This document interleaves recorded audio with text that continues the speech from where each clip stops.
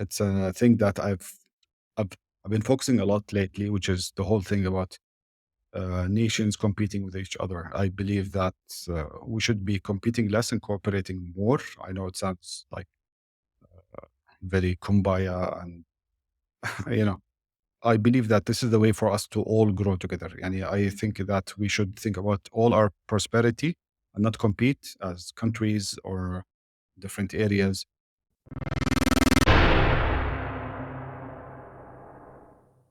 That was the voice of Tambi Jalouqa, CEO and managing partner of Propeller, the Jordan-based venture capital firm. I am your host, Ali Zwail, and this is the Startups Arabia podcast, where you learn about the Arab startups ecosystem from the best founders, investors, and operators in the region. My guest today is Tambi Jalouqa. Tambi is the CEO and managing partner of Propeller, a venture capital firm based in Jordan and investing all over the region. Tambi has deep expertise in the software engineering field and building product. He had a Binary Interactive, which was a software consulting company a while back, followed by a startup called Jobland, which was a bit ahead of its time. Following that, he became a founding team member of POSRocket, which later exited and became Propeller's first portfolio exit. Tambi is very passionate about product. He loves all things product, including customer discovery, refining the user experience, and all the way down to system architecture. Please enjoy this wide-ranging interview with Tambi Jalouqa.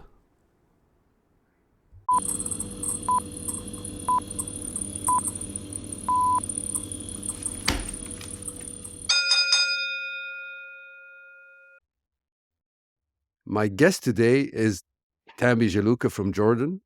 He's the CEO of Propeller, and you know, the way I picture Tambi and the way I think about him is he's like the Paul Graham of our region. He has he's surprised, but I mean he's very opinionated, and he has similar ideas, in my opinion, about what makes a good startup and what works and what doesn't, and how to approach things. So I've read a couple of his blog posts. I listen to podcasts, and I'm always following what he's saying.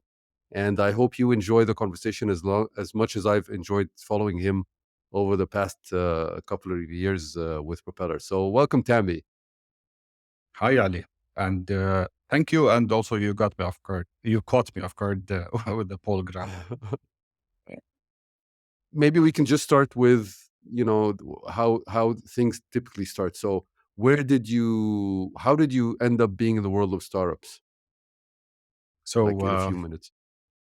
I've been building software since I was a kid, let's say, maybe as a kid as a hobby, and then professionally for a few years, which led me to, at some point, start my own business. But it wasn't a startup per se, it was a software development company. That was my first business. I did that in 2007 for a few years. Then in 2014, I got bored from building products for other people. So I started a startup called Jobland, which was a mobile first video interviewing platform.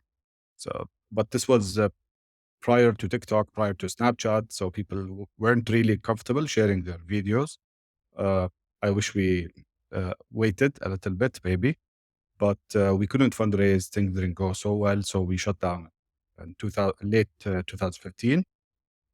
16 is when I joined a few people, great people, Zaid Farah and Zaid Husban, starting POSRocket, led the products and technology there, which ended up bringing me together with Zaid Farah, who was doing angel investments at the time. He convinced me, let's put our angel investments and the sweat equity we made in POSRocket together in a new business, a holding company of sorts, so we can add more value to more companies, which is something that I think both of us were thinking of at the time, always. We ended up creating Propeller as an investment vehicle, and which slowly, around 2019, became a VC. When I decided to join fully Propeller, become the CEO, and move towards a VC play. Manaf joined us as well earlier, but يعني we were a small team, and we started investing in companies. We did that all the way until we launched our first official GPLP structure fund in 2021, which is the current fund, our first official GPLP fund. And we have a total of 24 companies. So I would say that I just happened to يعني end up being in VC. I wouldn't say that I knew I was going to be in VC. I knew that I wanted to build companies or be part of building companies, but I never asked for or thought of becoming a VC. Got it. Yeah. So, I mean, Propeller, when it first started, or when I first encountered it anyway, it was positioned like as an accelerator, not a typical fund. And then you made the move to decide to turn it into a VC, more of a venture capital, typical micro fund structure. Uh, Mhm. what happened there? Why did you start as an accelerator? Why did you make that move? So, as you mentioned before, like when you said Paul Graham, I'm the biggest fan, and we've always been. I think many people in the region are big fans of Y Combinator, it's a company. So we were we want to build companies like the companies that are being built in Y Combinator. If you think about it, so we assumed like, yeah, this is what we need to do. We need to have an accelerator similar to Y Combinator. I'm not saying that, but you can feel the resemblance because I guess we have similar thinking, or maybe we're, يعني, as everything else, it's built on top of other things that start before it. So there might be some, inspiration. Yeah, that's So how it works. yeah, and but we felt that it's a different setup in the beginning, and it was like, okay, we have smart people around us, but we're not in the US, we're not in Silicon Valley. We don't have uh, a Stanford that we are very close to, and we're investing in those. Yeah, so the story is different, which meant that we would need to do things differently. Hmm. Um, Accelerators in the region tend to be more on the developmental side, which is great. I'm sure they help people, but YC was not built with a developmental mandate, and the funding was not given by the government to create this. That's why it works, by the way. So I don't believe you Yep. can create another YC. You can learn from it and get inspired by it, but uh, yeah, that's why I don't believe that currently an accelerator is the best way possible.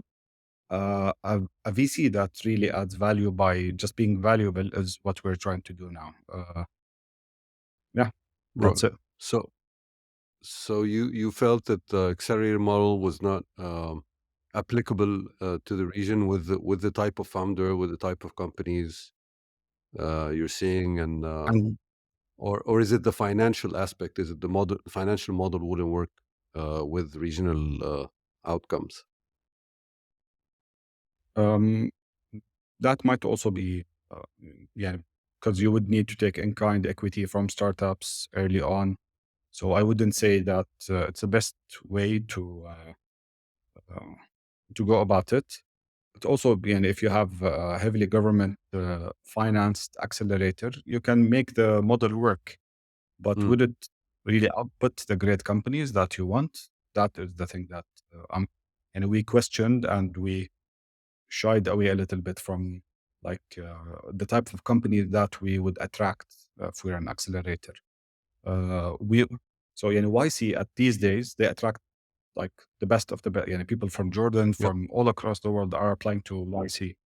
If you're Hmm. building an an accelerator that's only like specific for in a country, then you would attract the people that only can access you in a way, not the best. But Mm, I, I can't really say that I don't sometimes have. I think like, okay, is it the time to create an accelerator or not? And hmm. something that's regional, not something that's specific to one country. Yep. Yeah, we think about it Yeah. sometimes. Going So back I to mean, that. Yeah, basically an accelerator fund in the an accelerator in the region would not have the quality of companies, would not attract the quality of companies that would make it successful in the way you envisioned, right? Got it. True. Yes. So, I mean, going back to Propeller, on your website, it says in bold, very large letters, like product first, everything else follows. Why did you write Yeah. that? Um, I know it's not totally true, by the way, but we're trying to be cheeky and we're trying to be controversial because yeah, some people might say like, no, team is first. I agree. Team are the people who build the product, but that's given. Yani, if you want to differentiate yourself in this market or in other markets, having a solid product that's much better than the other alternatives. Of course, much better is relative. Is it much better priced, features, usability, distribution? People reach it easily. So it's a combination of many things. And when I'm talking about product, I talk in the sense that product is something that had a customer. So of course, the customer comes first as well. Some things are, embedded within that message, but we're just trying to shake things up and resonate with people who really care about product as well. Because uh, from our understanding, when we see people build great companies, everything is important: distribution, team, how you manage people, maybe me. But product is usually at the heart of great companies, whether it's an Apple, it's a Snowflake, it's a Airtable, Notion, you can say the product, people enjoy using that product. They enjoy paying for it. Everything's easy. So we do want to highlight that and also attract the people who care about these things as much as we do. Okay. Yeah. So I think it's great, yeah, to really be out there with what you're looking for, because then you attract what you're looking for, and the rest stay away, so to speak. And Another area that you focus on from the website is SaaS, enterprise, and cloud. I mean, that's at least on the website. You're saying this is your focus area. You're not looking at other Mhm. things necessarily. So no consumer, no other stuff. Why did you decide to do that? So it's a combination of multiple things. First of all, our experience, yani us Mm, as a team, we're very close to software and SaaS. Because of that, we know we have a higher chance of adding value in the early days, connecting you to the right people, also understanding what you're building than other VCs, I would say. And having this cohesive portfolio where a lot of people can actually share what's happening, add value to each other is also something in our portfolio construction. So we believe in focused funds rather than generic funds. At some point, you would grow as a VC and maybe have other funds or have your fund broader. But since we're just starting, and I would say we're still a micro VC, we believe that focus is key. And the types of companies that we're focusing on are scalable by nature. Yani SaaS companies rarely are focused to one geography. They don't have a lot of operations. Infrastructure companies, the same. Infrastructure might have a little bit of governmental or different aspects, but also they're really valuable because uh, they help other startups run on top of them. So, mhm. which goes with the B2B mentality as well, where I'm seeing, يعني we're seeing good results from our portfolio. It's been working for us, and yeah, Great. and I would say scalability and building a global product is what pushes us towards SaaS. Yeah.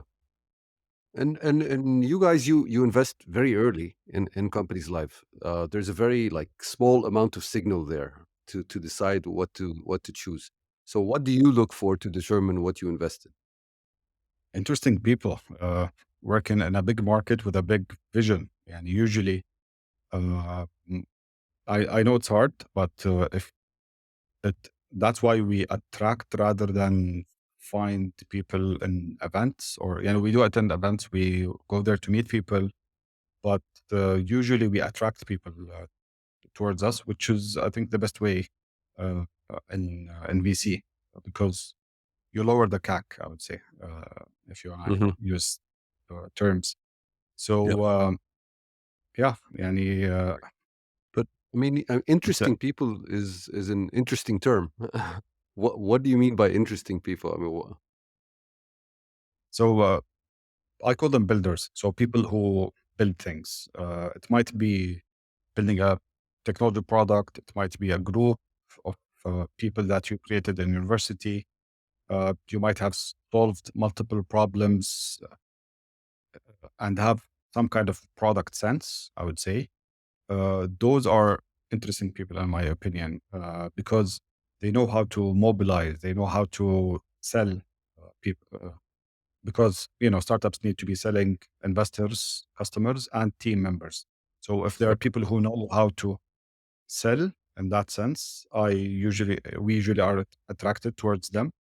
Of course, I have to underline it that it's not people who sell anything. So it's not people who sell empty promises. Um, I don't Of know course. why, but Sell and we deliver. exactly. So people who did things and know how to attract people towards their mission, I would say. Right. So I mean, you're very much an engineer at heart, and you became a VC. So how does that affect your viewpoint, do you think? Um, I think it allows you to think broader, but at the same time, it's tricky. It's, sometimes you start thinking of like everything, is it viable or not? Which sometimes I catch myself doing, but you shouldn't really care when you're just starting. You should really be doing what you're doing for the passion. Like, wouldn't it just be cool if I can do this? Sometimes it might become a startup or not. By the way, a lot of open source projects, a lot of cool things that happen in the world, didn't really need to become startups. Some of them did. So uh, you should really be careful about not falling into the trap of thinking of everything like what the output, what's the yield of this. Maybe there is no yield yet. Maybe time will, in 5 years, there will be a yield. There should be a movement. Maybe you should track, like, am I going towards a goal? Regardless if the goal will give you money or will it be a sustainable business. I think in that area, I sometimes uh, fear that not to be pushed a lot by, not to be sucked by the VC part of it, which, yeah, I think that's my biggest, I would say, conflict in being a VC and an engineer at heart. Yeah. Yeah. Sometimes being a VC, I mean, one of the biggest fears to be too realistic and too like not really seeing the opportunities and the potential, and looking at all the roadblocks instead. Because I mean, the roadblocks are always easier to see, aren't they? Yeah, yeah, Yeah. because in just like tangible, let's say you're in year three in a VC, or this is the last year, and there's a great team, and you've decided as a portfolio design structure that you're not going to do any more pre-seed startups because there is not enough time to exit them. This is great VC talk, but what if that's the next stripe of your Exactly. war, Yeah. and you didn't see that because you put those VC blinds on too hardly. So maybe that's what you were alluding, right? Yeah. Yeah. I mean, just an interesting thing on that note. If it's being too late because it's the last year to invest in pre-seed, there was just in the news a month ago, I think, Union Square Ventures, which is like one of the greatest VCs and a very old VC, just exited its very first fund Mhm. this year. So it takes more than we think, and I think we have to just look at the long term game. It's not really about the next 5 years, even in VC. Yeah, absolutely. 100%. All about the Yeah, long term vision. Yeah. absolutely. So I found Propeller's media strategy to be very interesting because you guys, you're a very small fund, you're a micro fund, which is normal. It's your first fund. and yet you have a technical conference, Expand. You have 2 podcasts, Let's Talk Product and Expand Snippets. You're starting a blog. So it's like A16Z, with their billions of dollars of under management, media strategy. Of course, within your capabilities, you're doing it, but it's an interesting strategy. What do you think about there? It seems like a huge investment. Um, but well, it's not. And it takes a toll on us as a team, of course. Just like any, could we move? We're trying to move at startup speed, where you need to do a lot of things by yourself. You need to hack things. You cannot do everything perfectly. You cannot assign an agency to do something. Uh, I don't believe that you can outsource. And if anyone tried to do that, it will probably fail unless they're really big, where they can hire the top people who make it look organic. So everything we do is organic, is from the heart. It's just that we push ourselves to share more, try to uh, help others that they would at some point help us or reach out or become a portfolio company or become a mentor to one of our startups. So it's a strategy where we want to be an active part in discussions that are happening in the region. Try to learn more, so you so when you have a voice, it's actually helpful. I don't say that we did anything to be in this position yet. We're growing slowly, but just like any startup that starts, which I see myself as I don't want to claim that I'm even close to the stress that startup founders have, but we're a starting up business, and we need to really hustle. So I feel it's part of the hustle. That's what pushes us to do multiple things. Incredible. So, I mean, speaking of the startup stress, uh, one of the things that are always stressful in startups is fundraising. You've been through it as a startup and as a fund as well. So, are there any best practices you could share with listeners? Hmm.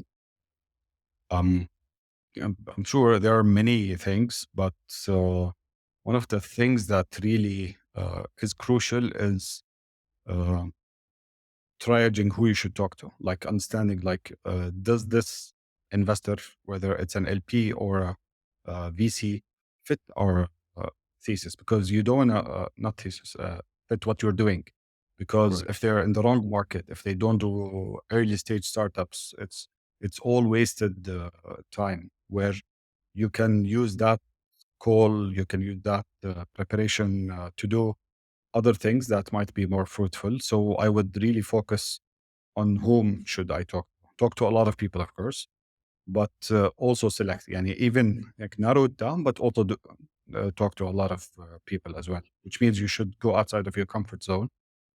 And it's all about telling the story. So uh, a Yeah. good pitch deck is about why us, why now, why is it interesting, rather than just TAM and use of funds, so many extra. Yani, we really, I skim over them. I think me and many others, by the way, yani, you can hear others talk about this. There's so much extra information in deck. Sometimes you reach like the end of the presentation and you're like, so what do you do? Yani, I understand the TAM, I understand that you need 2 million and whatever, but what do you actually do? Who's your customer? What are you trying to solve? And yeah, Yeah. so I think telling the story is really important. It's not Yeah. easy, but that's why you should really work on refining it every time. We still Absolutely. refine, yani every time I send our own deck as Propeller, I keep on refining it because Yep. it should be a living document. Yeah, that's it. Yeah. So the story is very important. Getting it really tight and really clear. The problem you're solving, why you, and targeting the right people in the first place, really looking at your pipeline correctly. Great. Mhm, So, I mean, going back to your story about your career, you talked about your startup in the job uh, space, in the recruiting space. Sorry, I think it was Job Talk, mhm. right, in 2014. and you spoke about timing. You know that job Job land. Jobland. Sorry, I have no idea where I came up with job talk. Anyway, Jobland, and you spoke about timing, the issue of timing, and that really, if the timing isn't right, no matter how good your idea might be, like 10 years from now, it won't work today. Uh, at the same time, for early stage, we need to be a little early because you're kind of positioning yourself to be at the right place at the right time. So it's really very difficult to predict. Do you think it's even possible to predict that? I really believe it's hard. That's why I think you should be as a VC investing in a lot of teams. I don't know what a lot is, depends, but you should be backing more and more people, even if they don't have a clear exit strategy or clear like 5-year plan vision. Because as you said, yani, Ali, that's a really good. You identified that you need to start earlier than the market. Usually, a lot of times, you look at the startup, you're like, yeah, but there is no market. Good, but you need to sniff the world changing in that direction. Can they actually win? If the answer is they can win, I don't know how, I don't know when, but is this the right team? Is what they're doing something that there is some indication that it might, there is a possibility. I think you should back those people. And as you said, people start earlier before it was good.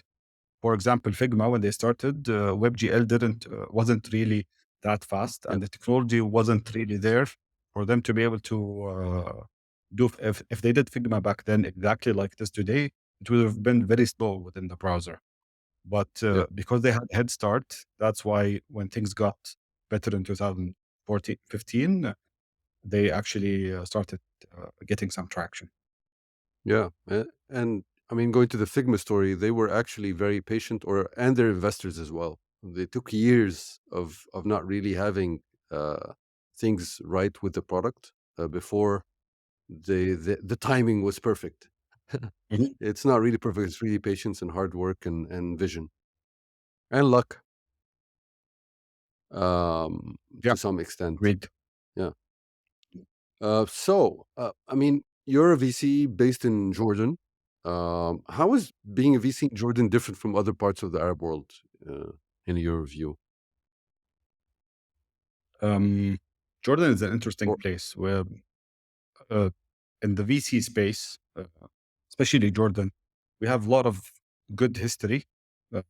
يعني, as Jordan, we've been at the forefront of building technology and startups. Forefront. I'm not saying we're the only ones, but we did well looking Yep, at our size. We have Maktoub, we have uh, exactly. Souq, we have Jawakir now. We've had older successes with different teams as well. And we had the first VCs, one of the first VCs in the region, Silicon Valley. But before Yep, that, there were another name, I forgot it now. But yeah, so we have that history, people who've tried once, twice, and failed. And also at the same time, we're too small. We don't have a market and we don't have capital. يعني, I wouldn't say that as a country we're rich in capital. yep, As a VC, I would actually say we are not rich in capital. It's very limited sources, and we're very thankful that we were able to tap into them. But I don't believe that there are like option Bs. Like literally, we only there was only option A. We took money. If they didn't work, there isn't option B. It's that hard in Jordan, I would say.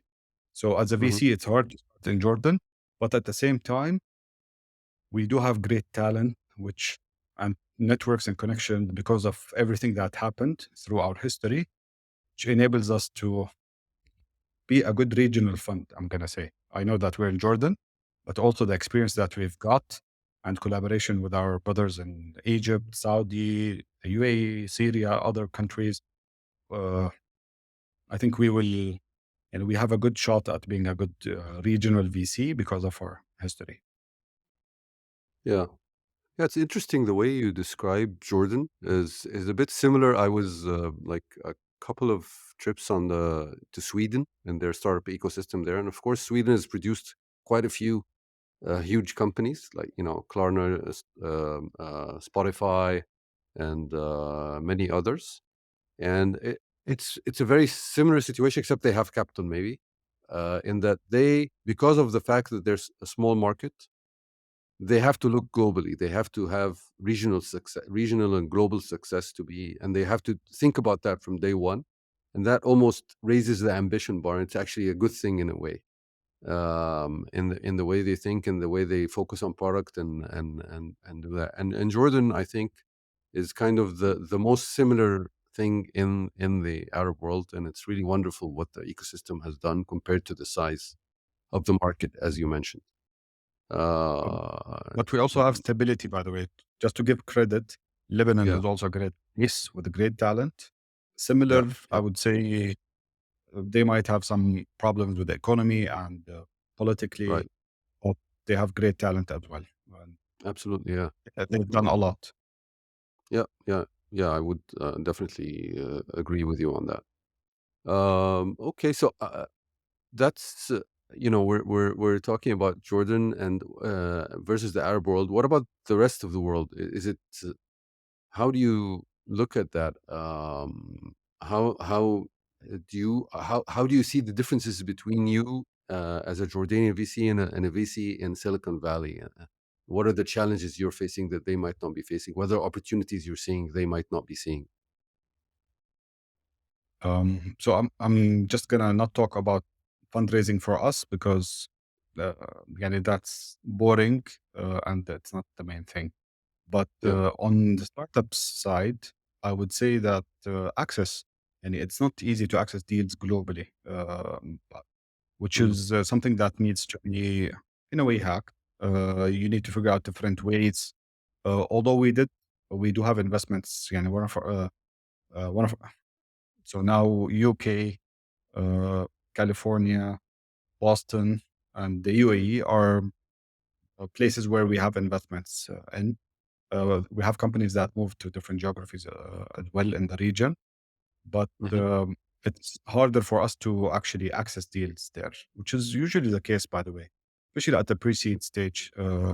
There's a saying that if a company is, I don't know how much far than Sand Hill Road, VCs will not go to meet it. Yeah. Yeah. That's why everyone goes to Silicon Valley to fundraise.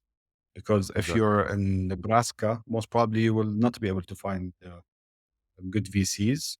So in that Hmm. sense, it's harder for us as the geography. But the more we are digital, the more we are doing things in a different way, which COVID helped, Yep. uh, gives you access to better deals and grow your footprint.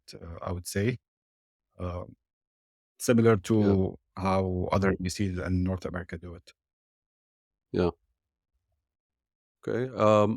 Like moving to another track, we're near the beginning of 2023. Predictions are all over the place for the global economy. Some people are saying it's going to be a soft landing. Some people are saying we're going into a huge recession that's going to last for years. And it's really all over the place. There's a lot of uncertainty. That's the short version. So, how are you advising your portfolio companies on how to uh, travel through this upcoming year? So I would say in one sentence, it's make your money last. Make your money last.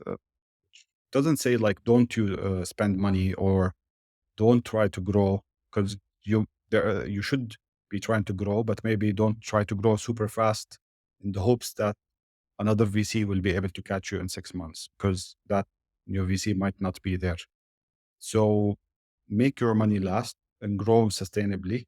Uh, uh, you might be able to weather the storm. It seems like the storm is coming. I'm not an expert on global finance or macroeconomics, but it seems it's going to be tougher for startups. Yet we will, times will be good. So when the sun is shining and everything is good, most probably the companies will be in a better place as long as they are still there. Yeah, they didn't Alive. close shop. Exactly. So make the money last is really important. Right. So I mean, maybe sacrifice some growth if that growth is going to come at a huge cost to your bottom line and your burn. Yeah, if your number, if you, يعني, if you have market leadership for like a few months and then you close shop, I don't know what uh, good would that get you. Absolutely. So, I mean, that's a good segue to, you talk a lot about the importance of gross margins for VC investments and that not all businesses are good for VC, including sometimes you talk about businesses that a lot of VCs have actually invested in. So, can you tell me more about that, about your thoughts about that, and how you look at things? Well, yeah, the, through my humble new understanding of VC and looking at companies, uh, يعني, I've come to read a lot and understand how business works, and if the unit economics don't add up, uh, you can get away with it for a short time, which is what I was talking about, like from one hand of a VC to the other, hot potato. But Right. times are not good and no one will carry you forward. You would end up in a really bad place. Of course, there is always, you can go in the minus as net profit. That's totally acceptable as a because you're moving so fast as a startup.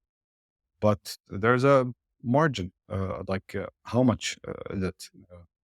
That's why gross profit margins are really important. If you have good ones and if you have a relatively good team that's growing, you will most probably be almost profitable all the time, but you choose not to. So you choose to go to the minus, not that's the whole business model until something happens. I don't believe in like just a miracle, like waiting, like maybe we'll become a unicorn and will. There should always be a plan. The business should be healthy, good economics, and when you go into the mode where you're burning a lot, it should be briefly and calculated. I think that sums up my position on that. Right. So, I mean, reflecting that, on how tough times are for fundraising, things like that, and uh, I know you had a quite an interesting trip or journey with the POSRocket, and things were really tough. Even though it's the fundamentals of the business are great, but things were not that. Easy. Looking back on that journey and how do you think I'm sure the team has had this conversation. What would you do differently or What would we do differently? So, as you said, many tough things like, you're trying to teach people to get on the bandwagon of cloud computing. So, a lot of POS systems weren't on the cloud. So, there are right, a lot of customer education. There were the big player in the market, Foodex. They're also doing well. So, it's not as easy to penetrate new markets. But the things I've learned, I would say, don't be afraid to do things. So sometimes we overcomplicate things. So I would say that we could have entered other geographies faster, uh, have uh, more, how to say it, like be more confident in yeah, ourselves. I would say that there are some products that we launched but didn't really launch. We did experiments. I wouldn't say it's very optimal. We didn't give the experiments enough time. So we did mm, something that looks like online stores, but we did it uh, very timidly. We didn't really release it into the market. So if you do an experiment in a way that it will fail, it will most probably fail because you never really put the effort into it. It's like a VC right, putting a very small ticket into company and then say, why did they close shop? Because you didn't give it right, enough effort. So I think the times are where we didn't, if you say, be confident and dream big enough. I would say that's the biggest thing that I learned from POSRocket. Interesting. So, going to another thing completely, I mean, from your posts, I get the impression that you really hate Web3. Is that true? And why? No, actually, I love the technology behind Web3. It's really exciting. Having decentralized apps, having smart contracts working on behalf of every transaction, figuring out like what to do, who to give money to. Uh, Possibilities are great. So Mm, I really like the. And what is Web3? It's the evolution of the web. So how can I not like Web3? Just like I liked Web2 because I was there. yeah. That maybe this dates my age. So, Mm, but Web3, it's sadly tied to cryptocurrencies and investments and speculations and this whole thing where it's a movement and you need to believe in it. No one did that in Web2, and it wasn't a movement of online Ajax and forums. It was just, oh, look, this is a cool application that we can use. This Facebook thing, you can actually share content. You're part of the content creation cycle. mhm, In Web3, it became more of a religion or a movement, not in the good sense, I would say, where a lot of people got burned, a lot of money got wasted, a lot of, sadly, people who are uneducated of how does web or things that are called Web3 work, lost a lot of money because it was uh, making like snake oil salesmen and people trying to really rip off people who don't understand how Web3 works. And they even make it sound more complicated than it is. So in that sense, yeah, I hated that thing. What I still do. I think it still exists, but the hype is gone now.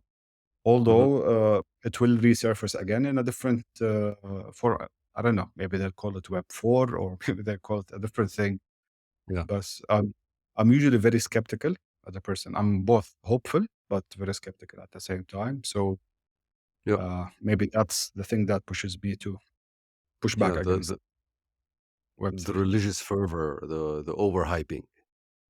Yes. Got it. So, I mean, just very recently, I think this week, you made a post about the latest YC batch, giving an overview of the statistics. Um, could you share with us your observations and your learnings from that post? Okay. So, but yeah, I went over like the companies. Spent a lot of hours just looking, reading what, of course, what they have on the website, and then going down the rabbit hole, following each founder, like going on their LinkedIn, seeing what they built, what they worked on. And I'm not going to say I was surprised about a lot because YC had been consistent. So if it's not like something changed this year a lot, but it's just like I went deeper this year trying to understand them. And I would say that they really focus on complete teams. They like founders. So the average founders are two, and which means there are a lot of three and fours and a few ones. But when that happens, another thing is that those founders are, I'm not going to say the complete package as in they know everything, but they know how to build the product. So usually they're from a technical background.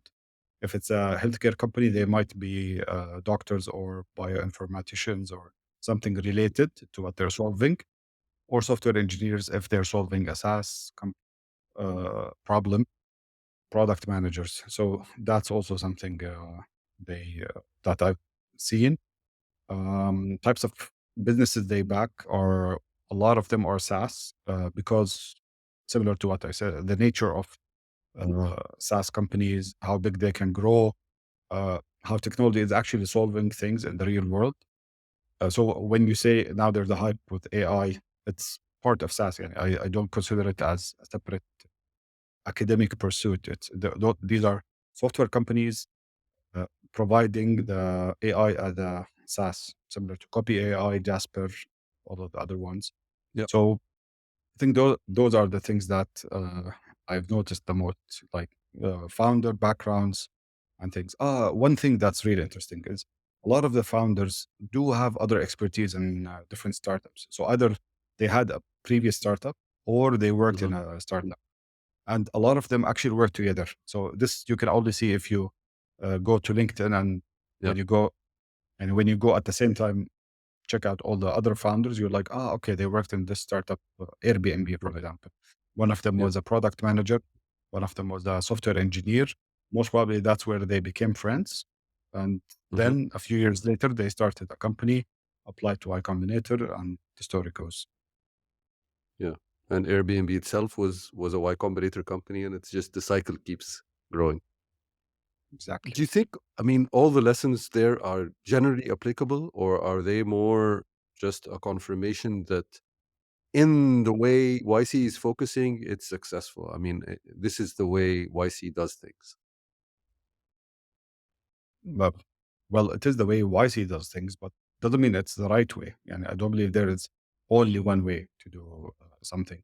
It depends what you're solving and which market. And um, I'm sure that at some point YC will be an old, yeah, I don't know when, but it will be the old way of doing things, and there will be a new paradigm and new way of doing things that's better.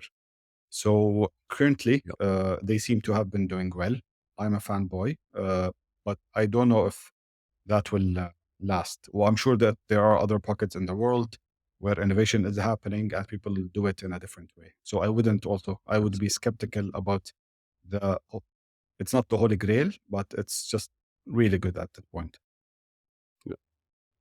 So, can you tell me, going back to Propeller, what is a recent investment you made, and why you made it?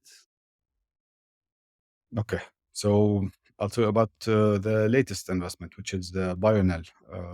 So Bionel is a company building tooling for bioinformatics researchers to do their job faster. So it's tooling and AI. It's SaaS offering utilizing AI technology to provide the researchers with faster, better ways of understanding their data. Hmm. The founders themselves, yeah, one of them is an MD, so medical doctor. Yeah. He didn't work actually. He was always building things. Ahmad Jadallah, and the other one works in technology, in AI, and the other one is a bioinformatician. So they're relevant to the industry. Hmm. They lack, I would say, they lack management skills. They lack things like that. But no one started with those things. And if you talk to the Colossum brothers when they started the Stripe, they didn't know how to manage 10 people. They learned. The thing is that they were infinite learners, people who learn, passionate.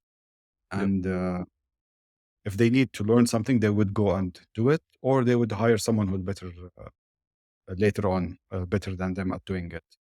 So, yeah, I think that sums up why we did it and why it's exciting. So Hmm. also fits us at SaaS. And I really believe that life sciences and healthcare is an area that's untapped.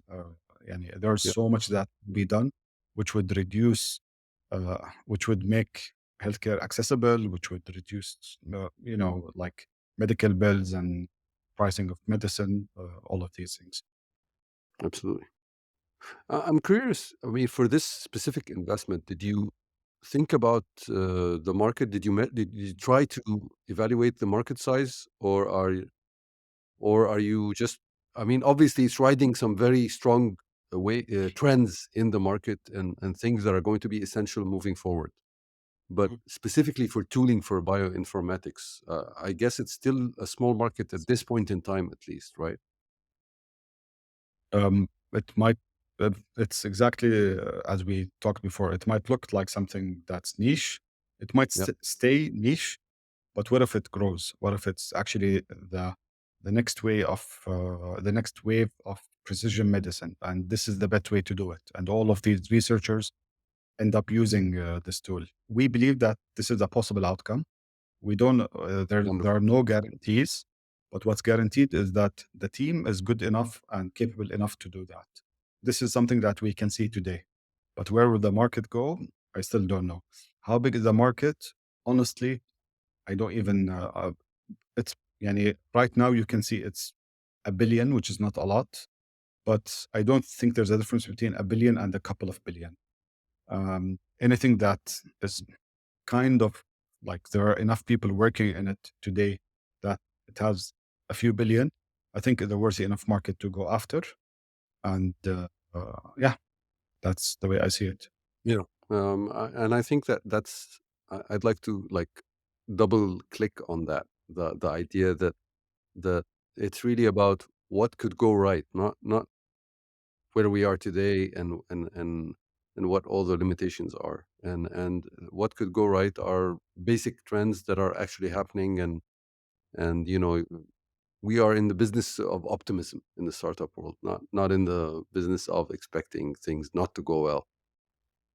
Yeah. So, I mean, looking at the Arab world in general, I mean, do you see major opportunities, any major opportunities for startups in the area?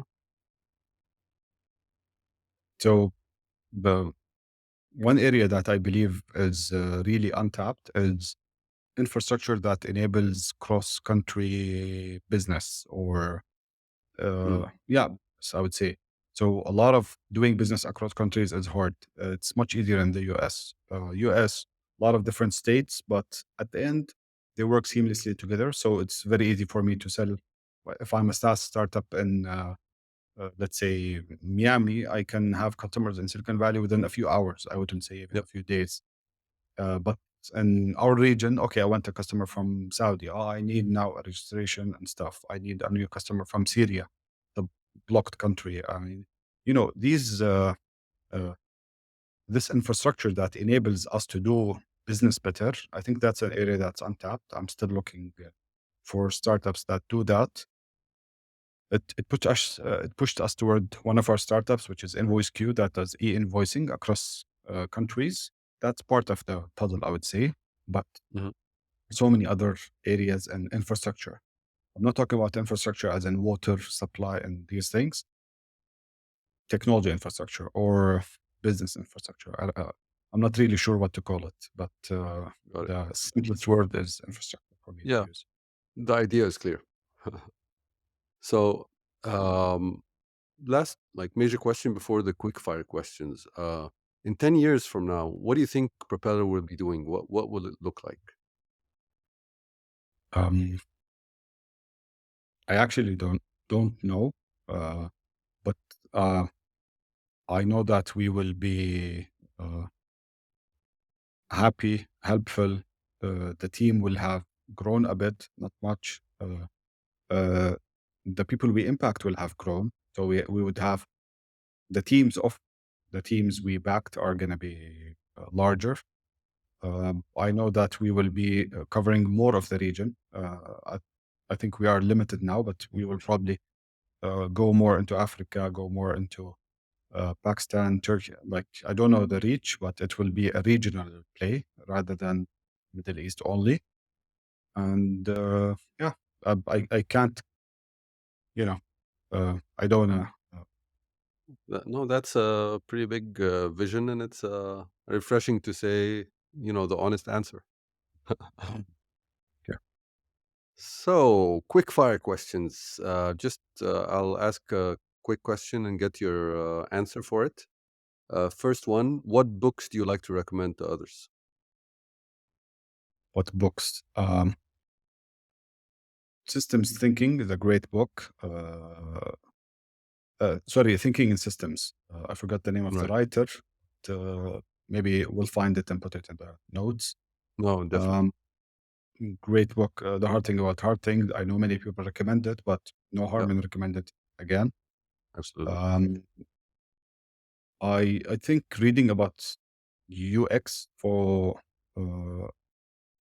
so there's a book called I forgot the name. It's about no UI, something related to how can you build invisible UIs where you don't really see the UI, Mm, but you actually experience it. So it's a right. really good book that helps you think about UX, uh, Hmm. the design of everyday things. Again, a Yeah, UX book, but it really helps you figure out absolutely. why are things built the way they are. Beautiful book. Uh, and if you're into VC, I would read the Power Law. Uh, Hmm. I think it's got Wallaby. I think Yep, the yep. last name of the writer. So I would read that as well. Uh, yeah, those are the Oh, things that come to mind. I'm just it's trying a to look. great list of recommendations there. Reading about history. The last thing I want to add. So there's a book about the history of Silicon Valley. Mhm.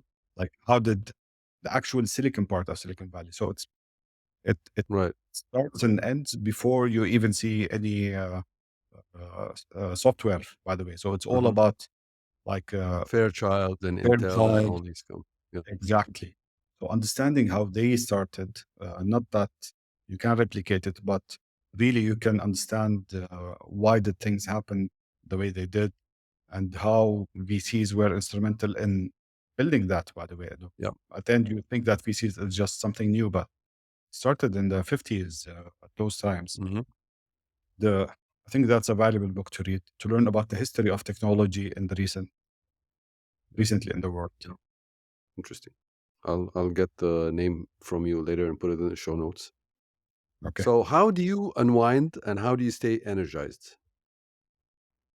I'm so I try to learn things. So I'm a cyclist. I do mountain biking. I really enjoy it. So that's something that really helps me unwind. I because when you're I'm just I know it's because it's a high adrenaline sports. I would say you're literally trying to avoid trees in a forest, so it helps you unwind and relax. I know it's different than Right. meditation, but it's actually my meditation Yeah, because you I have to can't focus think. on just one thing because if you don't, you're gonna hit a rock. So it Exactly, helps. and you might Yeah. end up breaking an arm or something. Yeah. So I do that all the time with the family, and you know that's also something important. Friends and family. Yeah, Absolutely. I don't have any like meditation rituals, and I'm not into that. I'm just Yeah, a little bird told me you like guitar playing as well sometimes. I do.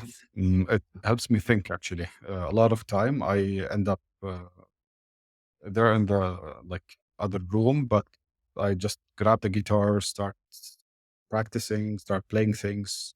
A little bit of blues doesn't really need to make sense. It's part of what we're talking about. Just playing for the sake of playing, not Mhm. really for the sake of recording it and making money out of this record. And no, just enjoy your time. I also play drums, which I can't show you now, Oh, but it's right here. Uh, Also helps me upset, like yeah. just Just disconnect from the relax. world and yeah, clear your Exactly. mind. Absolutely. So, who do you think we should have as a guest on the podcast? Um, Regionally, or actually, Yeah. Amjad Masad, I would really like to always Amjad? hear from Amjad Masad from Oh, I'd Rocklet. love to have him. Yeah. Um, He's one of my favorite founders in the world right now. I really love uh, his thoughts. I love Yeah. his Who company, his else? thought. Yeah. Who It's else? the company is building. I would also talk to Sinan or Fuad from Maqsam. I know it's our portfolio company, but I really like the way they think about creating a company. So they have really Hmm. interesting ideas about how to build culture, how to build, like a sales machine, product development machine. Interesting. Um, who else? People I know that I respect. I would also talk to Zed Husban from POSRocket because he has great ideas as well. Hmm. I didn't really prepare for this section, so uh, No, I'm sure. We can always add more later. So, what mhm. question should I have asked you that I didn't? By the way, I would talk to the guy who created or the team that created InstaDeep, which just Right. In yeah, Tunis. Yeah, I would talk to them. Well, absolutely. what they've done is great. I think Kareem something. Yeah. Yeah, I would love to hear that story. Let Yeah, me me put it too. And I'm sure our listeners.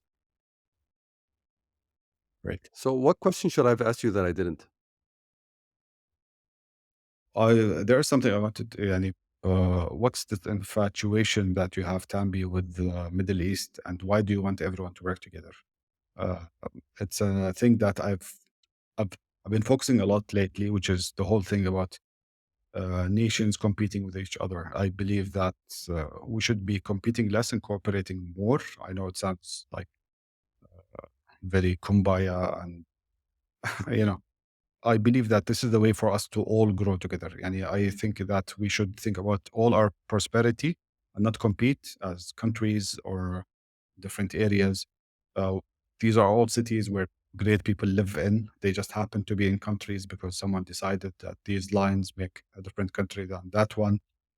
Mhm. Those people want to collaborate, want to work together. So I'm always for collaborating more. That's why recently I've been obsessed with finding teams that happen to be from Egypt, Jordan, Saudi, different co-founders that happen to meet somewhere and start a startup.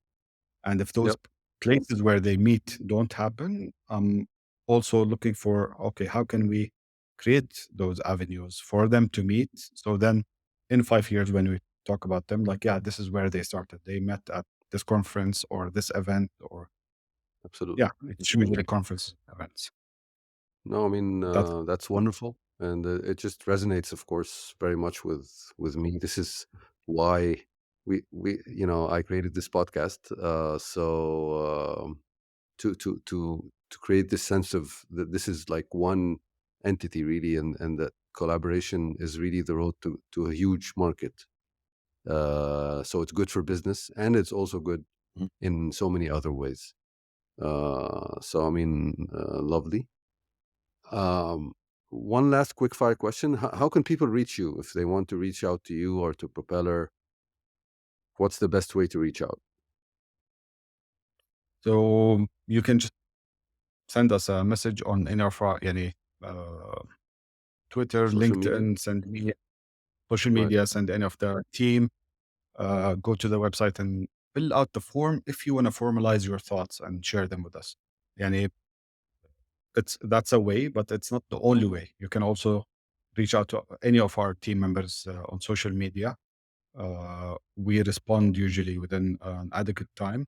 Sometimes there are slower times because work piles up, especially when a lot of people are fundraising, so would get bombarded by Yeah, requests. But yeah, I don't believe we have any special place. It's just whatever you see available in front of you, just send us a message on it. yeah, great. And I like to close the episode on a note of gratitude always. So, what is a gift someone has given you that had a large effect on you on your life?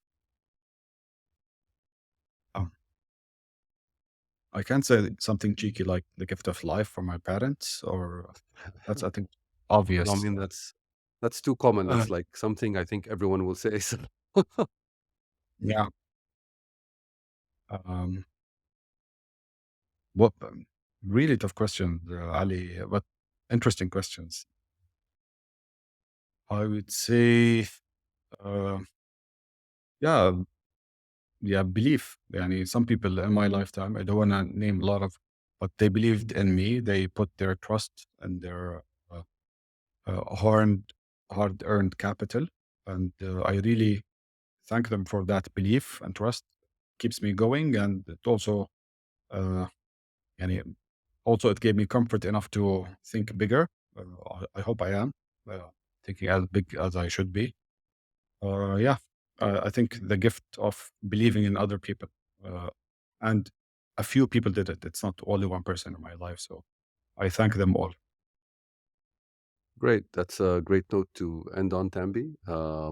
And I want to thank you for your time and express my gratitude to you for spending this time with me and the listeners.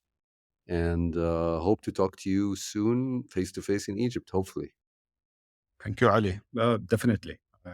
or I'm in sorry. Jordan. I mean, you never know. Yeah, if you're Yeah. into Mansaf and stuff, you have to come to Uh-huh. Jordan. Well, I haven't tried it. I was like, people have described it to me as something really heavy duty. That you need an ambulance to take you, afterwards because it's so heavy on the You shouldn't system. plan. after it. يعني you eat mansaf Right. and Yeah. then Yeah. And then evening is lost. yeah, forget about the rest of the evening and just sleep till the next day or something. Thank you very much, Tambi, for this very gracious invite and for your time today. Wonderful interview. Thank you. Thank you for listening to this episode of Startups Arabia podcast. If there was something you really liked about what the guest said today, reach out to them on social media and tell them what you liked. And of course, if you haven't subscribed yet, what are you waiting for? You don't want to miss any of our great upcoming episodes. Also, please rate us and give us comments on our social media accounts so that we know how to improve. And also tell us what you like. We don't mind hearing that either. Until next time, this was your host, Ali Zwail.